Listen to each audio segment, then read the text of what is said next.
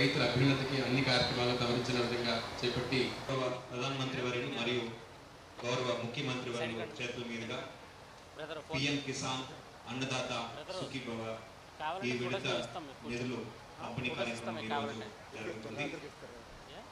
రైతు సోదరులు బాగుంటేనే సమాజం బాగుంటుందని ఉద్దేశంతో గౌరవ ప్రధానమంత్రి వర్యులు ఈ పిఎం కిసాన్ కార్యక్రమాన్ని తీసుకురావడం జరిగింది.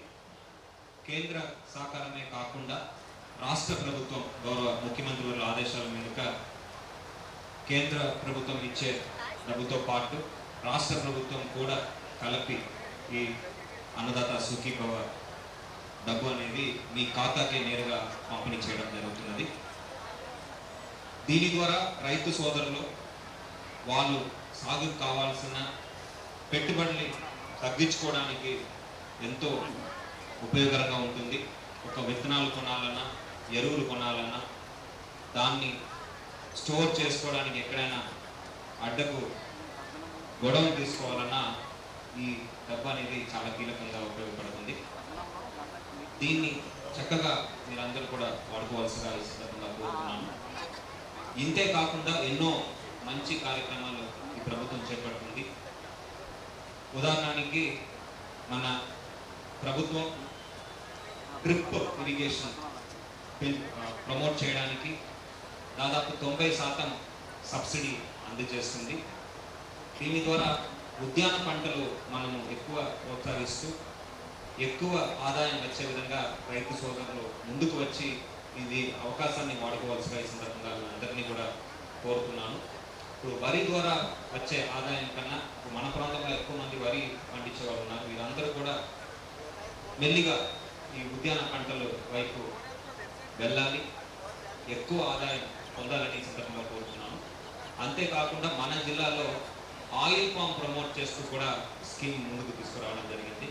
ఆయిల్ పామ్ ఎవరైతే వేశారో, ఉదాహరణకి వెస్ట్ గోదావరి, ఏలూరు మీ అందరికి పరిచయం ఉంటుంది.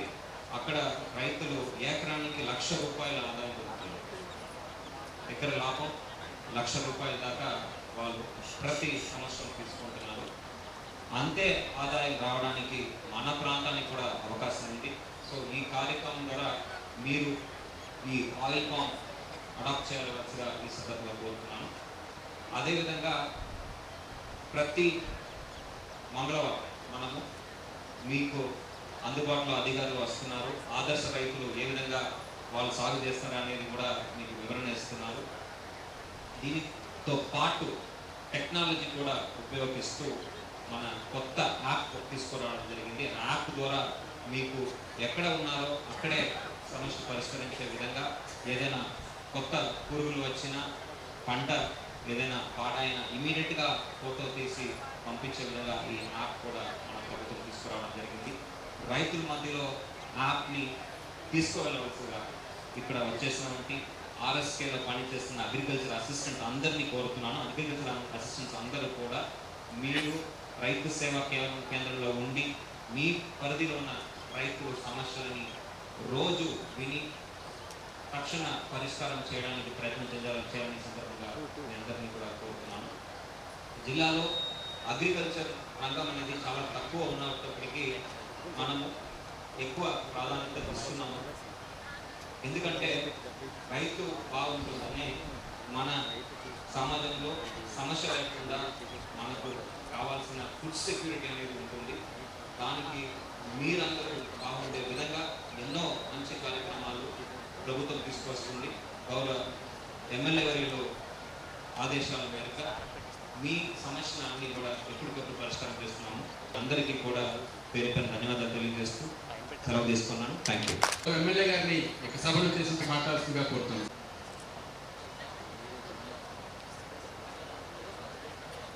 మనందరం కూడా అన్నం పెట్టే రైతు. మరి అటువంటి రైతుకి అటు కేంద్ర ప్రభుత్వం కానీ ఇటు రాష్ట్ర ప్రభుత్వం కానీ ఎన్ని కార్యక్రమాలు చేసినా కూడా అది ఎక్కువ చేసినట్టుగా ఇంకా వాళ్ళకి చేయాల్సిన అవసరం ఉంది.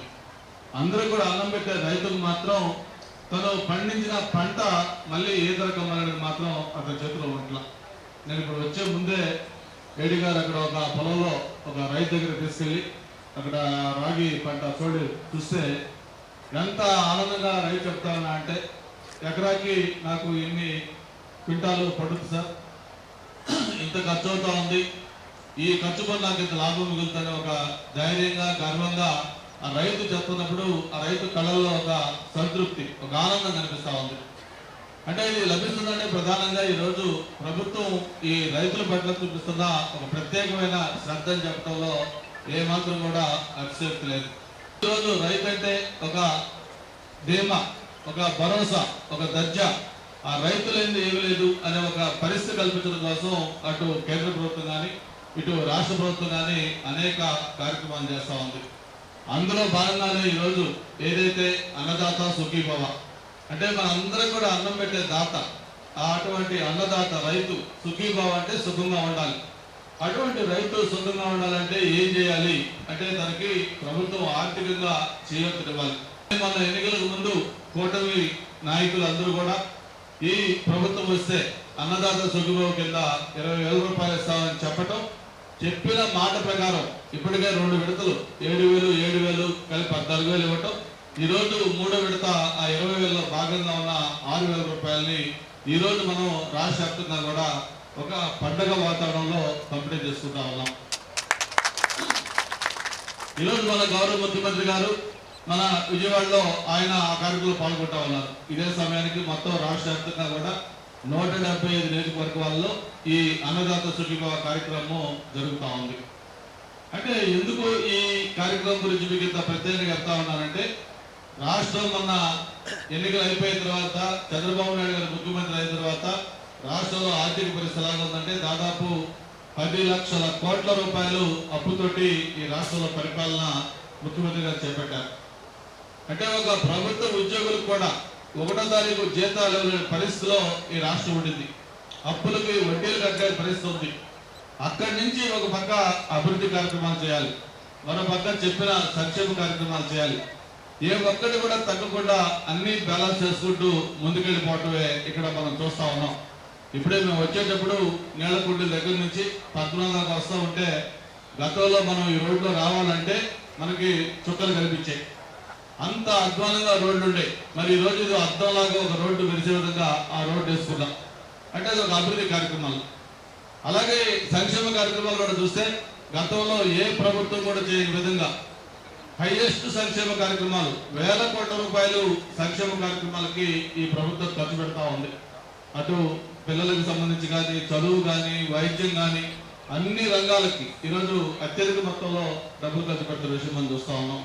అయితే వీటన్నింటిలో ఒక ఎత్తు ప్రత్యేకించి రైతులకు చేసే ఈ కార్యక్రమం ఒక ప్రత్యేకమైన ఎత్తు అని చెప్పని కూడా తెలియజేసుకుంటూ ఈరోజు 6,000 రూపాయలు 3వ విడత 20,000 రూపాయలు ఫైనల్ ఇన్స్టాల్మెంట్ ఈరోజు అటు కేంద్రం రాష్ట్రం 2 కలిపి ఈ అమౌంట్ ఇస్తున్న విషయాన్ని మీకు తెలియజేసుకుంటూ ఈరోజు మీకు అందుబాటులో ఏదైతే ఆ కొనుగోలు కేంద్రాన్ని ఆ రైతు సేవా కేంద్రం ద్వారా మొత్తం పెట్టి మీరు పంట వేసిన దగ్గర నుంచి నిత్యం దాన్ని మానిటర్ చేస్తూ ఎలా దాన్ని చూసుకుంటా ఉన్నారు, సరైన సమయంలో మందులు వేస్తా ఉన్నారా, అలాగే ఎరువులు వేస్తా ఉన్నారా, సరైన దీన్ని చేస్తా ఉన్నారా, అవన్నీ కూడా ఎప్పటికప్పుడు మిమ్మల్ని మానిటర్ చేస్తూ ఒక చక్కటి చేయూతను చేస్తున్న వ్యవసాయ శాఖ కూడా మనస్ఫూర్తిగా అభినందనలు తెలియజేసుకుంటూ మొత్తం 14,981 మంది రైతులకు 8.61 కోట్లు మనం భీమిలి కాన్స్టిట్యున్సీలో ఇవ్వడం జరుగుతుంది. చెప్పండి.